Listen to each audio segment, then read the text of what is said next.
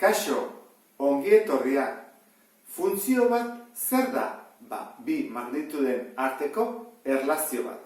Isa eta I arteko erlazioa.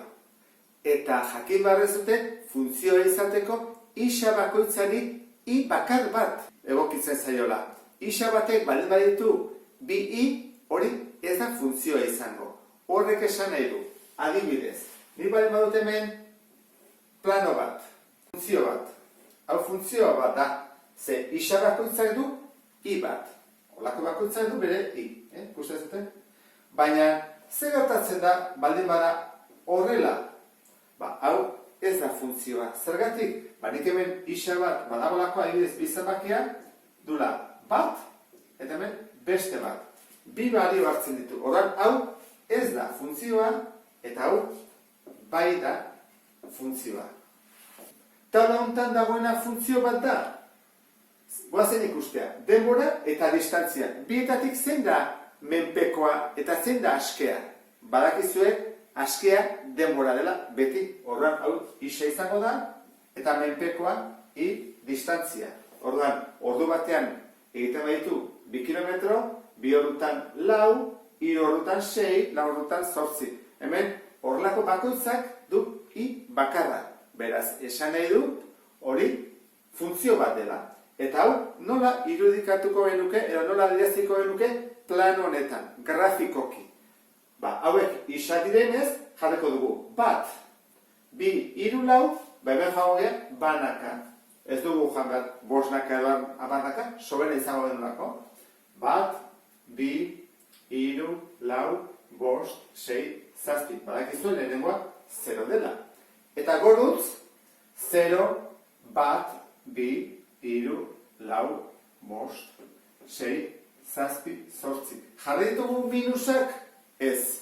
Hemen lehenengo kuadrantea bakarri jarri dugu, biak positiboak direlako. Horren, lotu egin baditugu. Bat. Eta distantzia, altura, 2. Horren, batekin, 2. Hau izango zeteke, lehenengo puntua. Lehenengo koordenatua. Bat, 2. Bigarren koordenatua, 2, lautan. Horren jarriko dugu. 2, lau. Hirugarren koordenatua. 3, 6. 3, 6. Kartuko nuke, laugarrena, 8. 4, 8. Lotuko bagenu, atako litzagoke hemen zuzen bat. Ondo egin ezkero, noski. Hau ondo jarri ezkero, zuzen bat. Orduan, hemen ikusi duzun bezala, dugu taula bat eta funtzio grafiko batez bidez adierazi dugu. Goazen ikustea taula hau funtzio baten ala ez.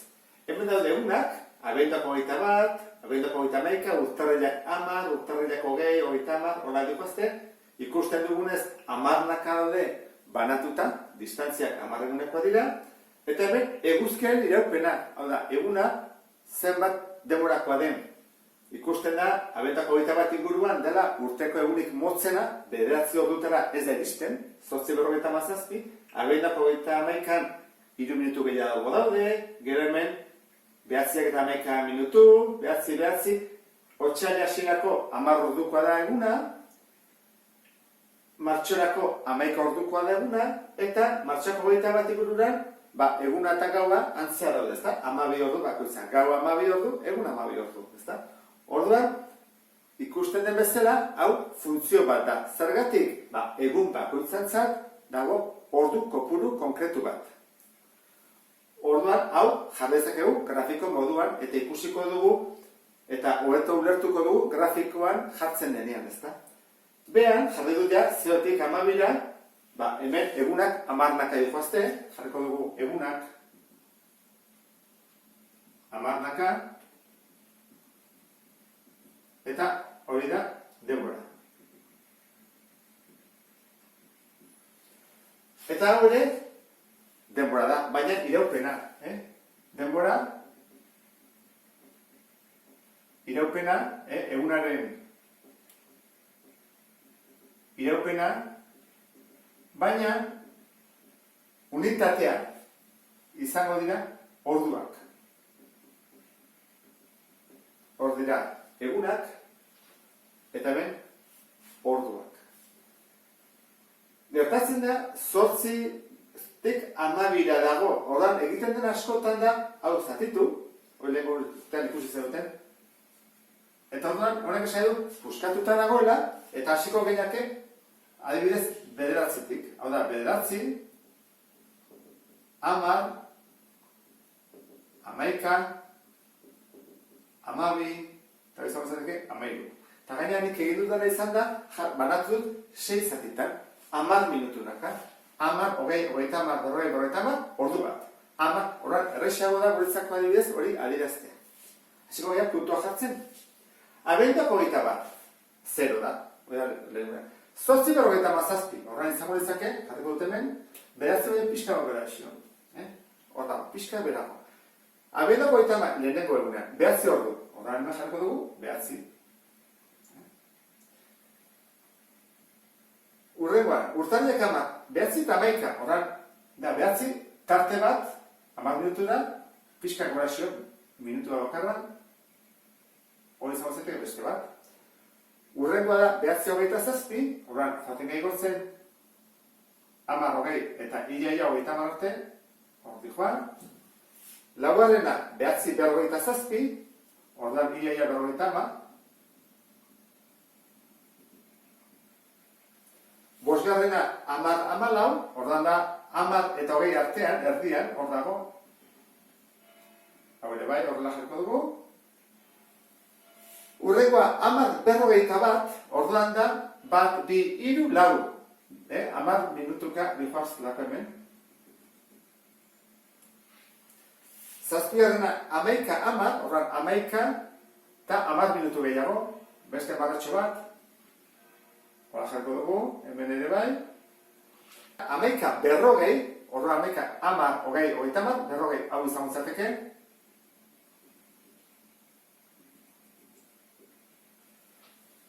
Urrengoa, 12, 0, orduan, ilaia 12, 10, ezta? Ilaia, hor jarko dugu.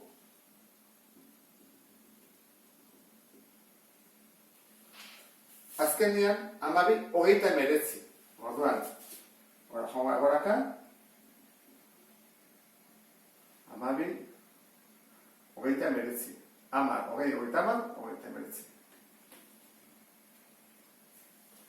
Elkartu daitezke puntu hauek batetik bestera. Bai, ze hemen tartean 9 daude, 9 egun daude, horran elkartuko genituzke. Bale egunak ja sueltoak banatuta ezingo genuke elkartu, baina horren bai. Horran, olengo ditzake hau. Atatzen da horrela.